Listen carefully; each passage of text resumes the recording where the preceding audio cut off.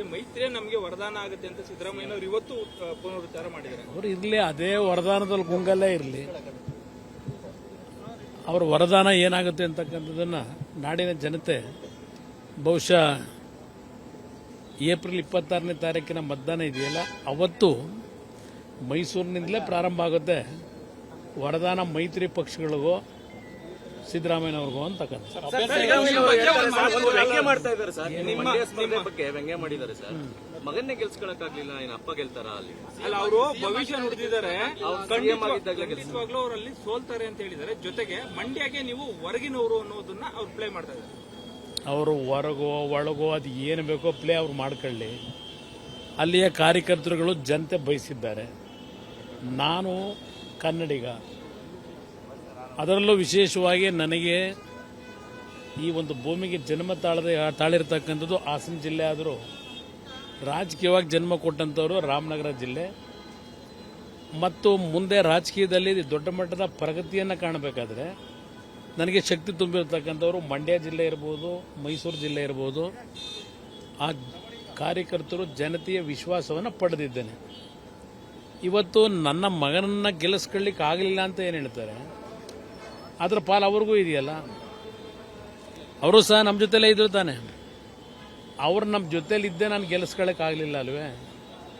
ಈಗ ನಾನು ಅವ್ರಿಗೆ ಕೇಳ್ತೀನಿ, ರಾಜ್ಯದಲ್ಲಿ 5 ವರ್ಷ ಮುಖ್ಯಮಂತ್ರಿಯಾಗಿ ಈ ಜಿಲ್ಲೆಯಲ್ಲಿ ನಿಮ್ಮ ರಾಜಕೀಯ ಜೀವನ ಏನು ಪ್ರಾರಂಭ ಮಾಡಿದ್ರಿ, ಇಲ್ಲೇ ನೀವು ಸೋತಿರ್ತಕ್ಕಂಥದ್ದು ನಿದರ್ಶನ ಇದೆ. ನೀವೇ ಗೆಲ್ಲಕ್ಕಾಗಿಲ್ಲ. ಇನ್ನು ನಾನು ನನ್ನ ಮಗನ ಗೆಲ್ಲಿಸ್ಕೊಳ್ಳಿಲ್ಲ ಅಂತಕ್ಕಂಥ ಈ ಕೋಕದ ಮಾತಿದೆಯಲ್ಲ, ಅದಕ್ಕೆ ಈ ಚುನಾವಣೆಯಲ್ಲಿ ಮಂಡ್ಯ ಜಿಲ್ಲೆಯ ಜನತೆ ಉತ್ತರ ಕೊಡ್ತಾರೆ. ಯಾವುದೇ ಕಾರಣಕ್ಕೂ ನೀವು ಗೆಲ್ಲಲ್ಲ ಅಂತ ಭವಿಷ್ಯ ನುಡಿತಾರೆ. ಏನು ಯಾವಾಗ ಜ್ಯೋತಿಷಿದ್ದರಾದ್ರವರು ಜ್ಯೋತಿಷ್ಯ ಯಾವಾಗ ಕಲ್ತ್ಕೊಂಡಿದ್ದಾರೆ ನಾನು ಗೆಲ್ಲಲ್ಲ ಅಂತಕ್ಕಂಥ ಭವಿಷ್ಯ ನುಡಿಲಿಕ್ಕೆ? ಮೊದಲು ನಾನು ಮಂಡ್ಯದಲ್ಲಿ ಗೆಲ್ತೀನೋ ಇಲ್ವೋ ಜನ ತೀರ್ಮಾನ ಮಾಡ್ತಾರೆ. ಅವ್ರಿಗೇನಾದರೂ ರೈತರ ಬಗ್ಗೆ, ಆ ಜಿಲ್ಲೆಯ ಜನತೆ ಬಗ್ಗೆ ಕನಿಷ್ಠ ಆ ಜಿಲ್ಲೆಯ ಜನತೆ ಬದುಕೇನಾಗಿದೆ ಇವತ್ತು, ಅದಕ್ಕೆ ಯಾವ ರೀತಿ ಸರ್ಕಾರದ ಆಳ್ತದ ತೀರ್ಮಾನಗಳಾಗಬೇಕು ಅಂತಕ್ಕಂಥ ಯೋಚನೆ ಮಾಡಿದ್ದಾರೆ. KRSನಲ್ಲಿ 86 ಅಡಿ ನೀರಿಟ್ಕೊಂಡು ಇವತ್ತು ದನಕರುಗಳಿಗೆ ನೀರಿಲ್ಲ, ಮೇವಿಲ್ಲ. ಅಲ್ಲಿ ಇವತ್ತು ಅಲ್ಲಿ ಯಾವುದೋ VC ಕೆನಾಲ್ನ ರಿಜರ್ವೇಷನ್ಗೆ ಅಂತ ಹೇಳಿ ಸಂಪೂರ್ಣ ಕಾಲುವೆ ನಿಲ್ಲಿಸಿದ್ದೀರಿ ನೀರು ಕೊಡೋದನ್ನು. ಅಲ್ಲಿ ಯಾರೋ ಕಾಂಟ್ರಾಕ್ಟರ್ ಸಹಾಯ ಮಾಡಲಿಕ್ಕೆ, ಅದು ನಾನು ಮುಖ್ಯಮಂತ್ರಿ ಇದ್ದಾಗಲೇ ತೆಗೆದುಕೊಂಡಂಥ ನಿರ್ಧಾರ. ಯಾವುದೇ ಕಾರಣಕ್ಕೂ ರೈತರಿಗೆ ನೀರನ್ನು ಕೊಡೋದು ನಿಲ್ಲಿಸದೆ ಕೆಲಸ ಮಾಡಬೇಕು ಅಂತ ತೀರ್ಮಾನ ಕೊಟ್ಟಿದ್ದಾವತ್ತು. ಇವತ್ತು ಆ ಕಾಂಟ್ರಾಕ್ಟರ್ಗೆ ಅನುಕೂಲ ಮಾಡಲಿಕ್ಕೆ ನೀರನ್ನ ಹರಿಸ್ತಕ್ಕಂಥದ್ದೇ ನಿಲ್ಲಿಸಿದ್ದೀರಿ. ಇವತ್ತು ಆ ಭಾಗದಲ್ಲಿ ಜನ ಪರಿತಪಿಸ್ತಾ ಇದ್ದಾರೆ. ನೀರಿನ ಸಮಸ್ಯೆಯಿಂದ ದನಕರುಗಳಿಗೆ ನೀರಿಲ್ಲದೆ, ಮೇವಿನ ಕೊರತೆಯಾಗಿ ಕೆರೆಕಟ್ಟೆಗಳಲ್ಲಿ ನೀರಿಲ್ಲ. ಇವತ್ತು ತಮಿಳುನಾಡಿಗೆ ಯಥೇಚ್ಛವಾಗಿ ನೀರು ಬಿಟ್ಕೊಂಡು ಕೂತಿದ್ದೀರಿ. ಮೊದಲು ಇದೇನಾಗಿದೆ ನೋಡ್ಕೊಳ್ಳಿ, ಇದೇನು ಮಾಡಿದ್ದೀರಿ ನಿಮ್ಮ ಸಾಧನೆ. ಆ ಮಂಡ್ಯ ಜಿಲ್ಲೆಗೆ ಅದೇನೋ ದೊಡ್ಡ ಸಾಧನೆ ಮಾಡ್ಕೊಂಡಿದ್ದೀರಿ ಅಂತ ಹೇಳ್ತೀರಲ್ಲ. 86 ಅಡಿ ನೀರಿರ್ತಕ್ಕಂಥ ಈ ಸಂದರ್ಭದಲ್ಲಿ ನೀರು ಕೊಡದೇ ಇದ್ದವರು, ನೀವು ಜನಗಳ ರಕ್ಷಣೆ ಕೊಡದೇ ಇದ್ದವರು, ನೀವು ಯಾವ ಮಂಡ್ಯ ಜಿಲ್ಲೆ ಜನತೆ ಬಗ್ಗೆ ಗೌರವ ಇಟ್ಟಿದ್ದೀರಿ, ಆ ರೈತರನ್ನ ಉಳಿಸ್ಲಿಕ್ಕೆ ಹೊರಟಿದ್ದೀರಿ. ಯಾವ್ದು ಹೇಳಿ? ರಮೇಶ್ ಕುಮಾರ್ ಎಲ್ಲ ಅಸಮಾಧಾನ. ಮಂಡ್ಯದಲ್ಲೂ ಸಹ ಯಾವುದೇ ರೀತಿಯ ಅಸಮಾಧಾನ ಬಿಜೆಪಿ JDSನ ಈ ಒಂದು ಮೈತ್ರಿಗೆ ಕಿಂಚಿತ್ತೂ ಕುಂದಿಲ್ಲ.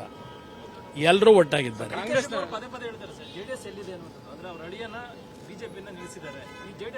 ಅಯ್ಯೋ, JDS ಬಿಜೆಪಿ ಒಂದಾಗಿ ನಾವು ಹೊರಟಾದ ಮೇಲೆ ಬಿಜೆಪಿಯಿಂದ ಅಭ್ಯರ್ಥಿ ಆದ್ರೇನು, JDSನಿಂದ ಅಭ್ಯರ್ಥಿ ಆದ್ರೇನು, ಎರಡೂ ಒಂದೇ.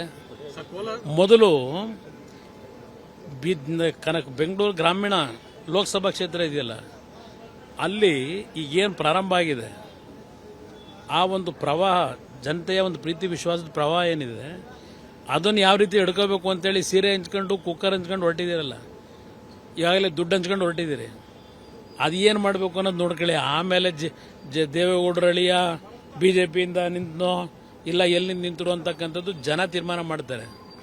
ತಲೆ ಕೆಡಿಸ್ಕೊಳ್ಳೋದು ಅದು ಅವ್ರ ಪಕ್ಷದಲ್ಲಿ ನಡೀತಾ ಇರೋ ಬೆಳವಣಿಗೆ ನೋಡೋಣ ಬನ್ನಿ. ಅನುಕ್ಷಣದ ಸುದ್ದಿಗಳಿಗಾಗಿ ವಿಸ್ತಾರ ನ್ಯೂಸ್ ಯೂಟ್ಯೂಬ್ ಚಾನೆಲ್ ಸಬ್ಸ್ಕ್ರೈಬ್ ಮಾಡಿ.